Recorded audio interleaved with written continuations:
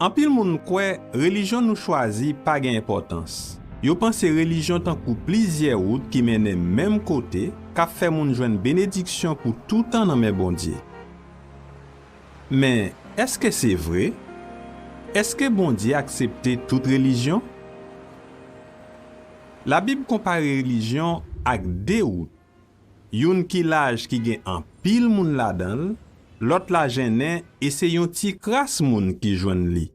C'est celle ou qui gêné qui représente religion bon Dieu accepté k'ap menen dans la vie et k'ap fait moun joine bénédiction bon Dieu. Qui j'en a fait connaît si nous nan bon route là. Imaginez ou perdi. Ou ap mande moun ki route pour faire. Yon di ou monte, yon l'autre di ou descend. Finalement, gen yon moun qui gen yon carte géographie qui montre ou c'est tout droit pour faire. Ki moun ou tap kwe? La Bible tan kou yon carte kap montre nou route pour nous faire pour nous joindre bénédiction bon Dieu. Nan ka sa, pou ki sa gen tout croyance sa yo? Par exemple, en pile religion fait connaît les yon moun mouri, nam li continue vivre yon l'autre côté pour tout temps. Alors que gen l'autre qui croit li tourne vivre dans yon l'autre corps ou soit sous yon l'autre forme. Ça c'est seulement yon exemple sous différentes croyances qui dépendent yon ak l'autre religion yo genyen. Est-ce qu'elle est possible pour toute religion à enseigner la vérité? Selon kat là, en parlant des Bibles là, moi yo pa kon rien dit tout.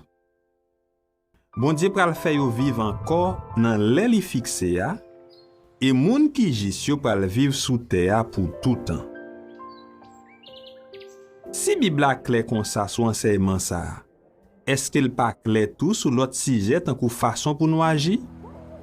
Nous capable faire partie d'une religion, mais si façon nous agir pas fait bon Dieu plaisir, adoration n'a bay la pas gen valeur. Bible a te fait connaître dans époque n'a vive là, moun yo tap sans maîtrise. Yo tap sauvage, yo pas tap remen ça qui bien. Mais li fait connaître tout, moun k'ap adorer bon Dieu tout bon yo tap remen fait la paix. Yo tap gen contrôle sous parole yo ak action yo.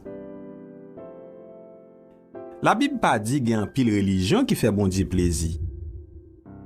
Mais li dit gen yon seul la foi. Vraie religion fait moun gen bon relation ak bon Dieu. Et la fait yo joindre la vie qui pa jamais finir.